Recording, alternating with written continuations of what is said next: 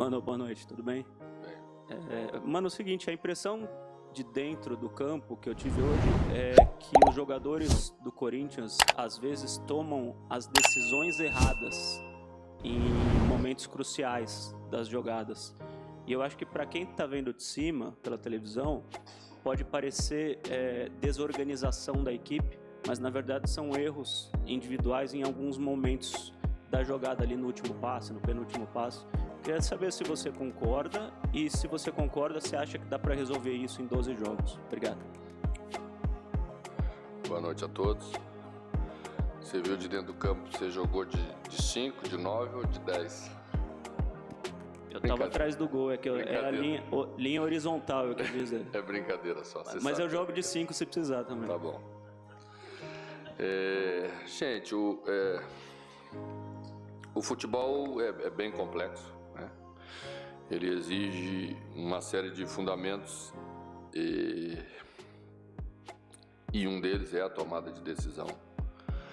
Mas para você tomar uma decisão boa, também tem outros quesitos importantes. É posicionar corpo para dominar bem a bola, né? Porque isso te apressa, te dá uma condição de logo no segundo toque já você passar bem. Às vezes com um toque só, porque a marcação do adversário está próximo. Mais ainda você tem que estar já com uma visão do lado, que se chama visão periférica, e exige cada vez mais o bom posicionamento e perfilamento do corpo. Então uma série de coisas que não dá para simplificar. O jogador falhou, o jogador é isso, o jogador é aquilo. Então vamos falar de questões gerais, que sempre eu acho que é o mais importante de tudo. A partir do momento que a gente tiver uma condição melhor da preparação do atleta como um todo, eu tenho certeza que eles vão ter menos erros, esses relatados por ti, e nós vamos trabalhar muito para que isso aconteça num curto espaço de tempo, porque eu acho que eles têm qualidade, eles têm demonstrado isso no dia a dia do trabalho e, acima de tudo, têm muita disposição para trabalhar. Mano, tudo bem? Boa noite. Bruno Faria, da Rádio CBN. Eu queria que você explicasse a substituição no intervalo do Renato Augusto. Ele não volta para o segundo tempo, se aconteceu alguma coisa com o camisa 8, porque a mudança logo no intervalo. E você falou sobre algumas mudanças já que você percebeu. Você terá uma pausa aí de alguns dias por conta da data FIFA. O que você mais planeja, pretende fazer para mudar o Corinthians que ainda não te agrada? Trabalhar e trabalhar. Só acredito nisso para você mudar as coisas. A gente tem uma metodologia para trabalhar. Acho que isso é importante, os jogadores se sentirem confiantes nisso que nós vamos propor. À medida em que eles sentirem diariamente uma pequena melhora, ganhamos mais comprometimento, ganhamos mais desenvoltura, e eu tenho certeza que isso vai acontecer. Troquei Renato no intervalo porque sentiu um desconforto na panturrilha. Foi a mesma situação que nos obrigou à alteração de Bruno Mendes, já no primeiro tempo, uma pequena contratura e numa disputa de bola, até sozinho, não foi pelo adversário, foi por ele, não conseguia mais andar. Moscardo também, correu muito, né? Então teve um iniciozinho aí de desgaste físico mesmo, com o primeiro sintoma de cãibra. E aí as outras alterações foram alterações mais voltadas para a parte necessária para buscarmos um empate no jogo. Mano, aqui tudo bem? Rodrigo Vessone, do portal Meu Timão. Eu queria que você falasse como foi voltar aqui para Itaquera, dessa vez como treinador do Corinthians.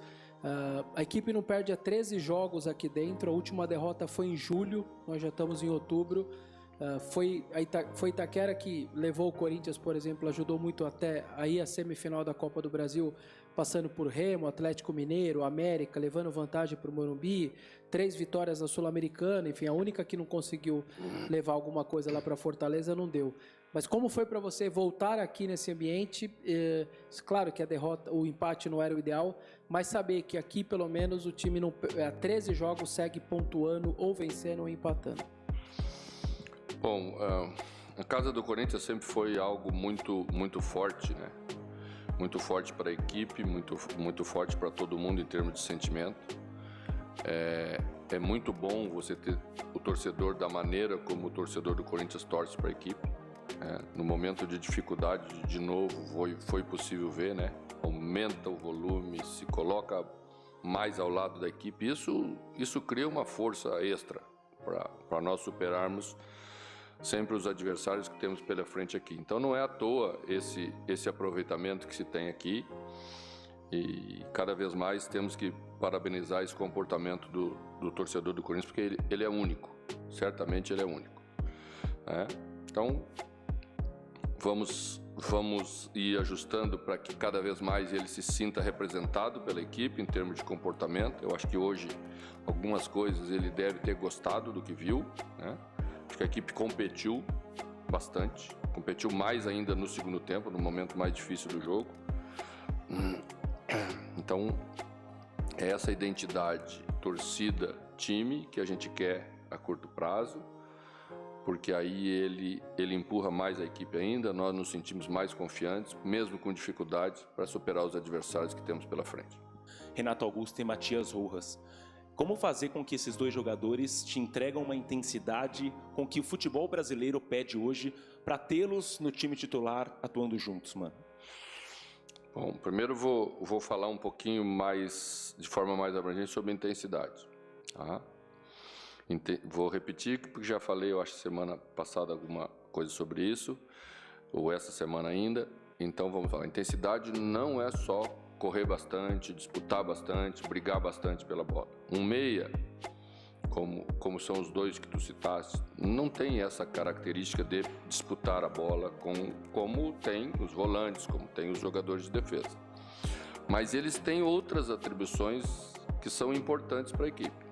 É nessas que eles têm que ser intensos. É quando a bola chega neles que eles têm que ser decisivos para uma assistência, para uma armação de jogada, para a definição do jogo, porque a eles é dado essa função. Se eles fizerem isso, eles são intensos. O que não pode é você não entregar disputa e não entregar a parte que é a sua função. O time tem várias funções e eles têm que cumpri-las. É isso que é fundamental para ser intenso para mim, e é isso que vai valer. Mano, boa noite. Jordana Araújo, da Rádio Band News FM. Início de trabalho, obviamente, a gente leva isso em consideração, mas Muito obrigado. Nos últimos 3 jogos, o Corinthians levou 5 gols, e a gente sabe que você tem um DNA defensivo, um técnico que prioriza essa organização defensiva por parte do Corinthians.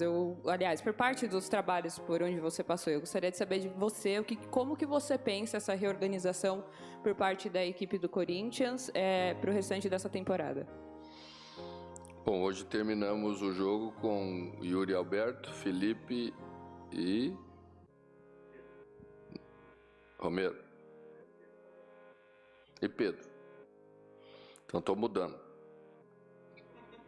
o meu DNA, eu acho. Eu acho que as pessoas confundem um pouco uma boa organização defensiva com ser defensivo demais, né? Eu falo sempre que a gente tem que acompanhar as alterações que o futebol vai apresentando.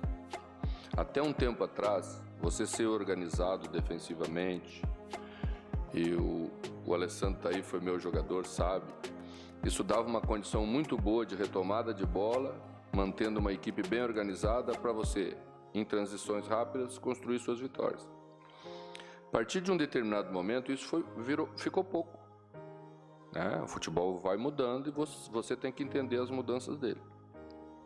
Então, os times hoje precisam estar mais preparados para propor jogo, ter uma estrutura de construção de jogada, e atrás disso que os treinadores vão. Tudo bom? Boa noite, Stefano, da TV Bandeirantes e Band Esportes. Vocês agora só têm o Campeonato Brasileiro pela frente, né? São 12 jogos. Nos últimos 10 no Campeonato Brasileiro só são 6 empates, né? 2 derrotas e 2 vitórias. E esses empates, mesmo dentro de casa, vocês não perdendo, não está sendo o suficiente para tirar o Corinthians dessa parte de baixo da tabela. Desde que você entrou, desde que você começou a ter contato, reuniões com jogadores, com diretores, a pauta fugir do rebaixamento entrou ali na conversa de vocês?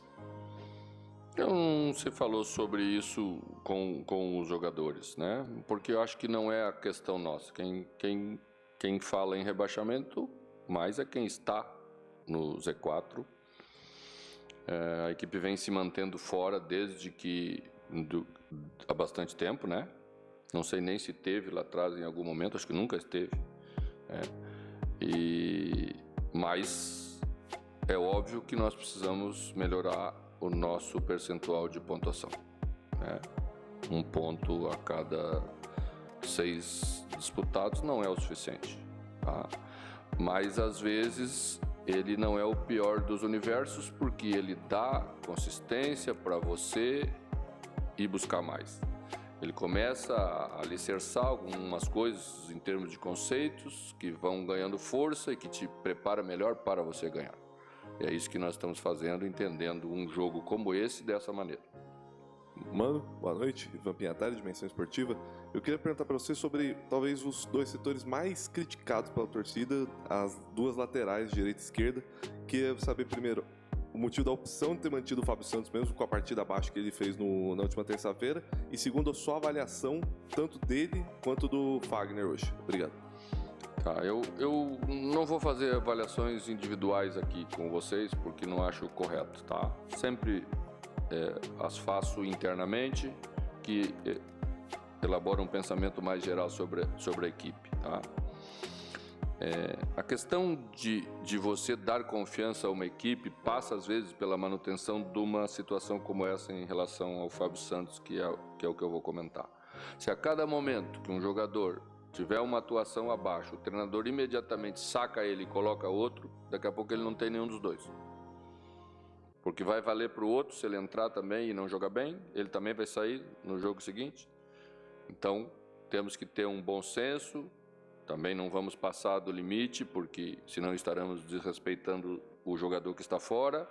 Mas era importante a gente passar essa mensagem de dar confiança a ele, de dar a oportunidade dele fazer um jogo melhor. Se trata de um jogador com muita experiência, muito vencedor dentro do clube, e isso vai valer para todos os jogadores.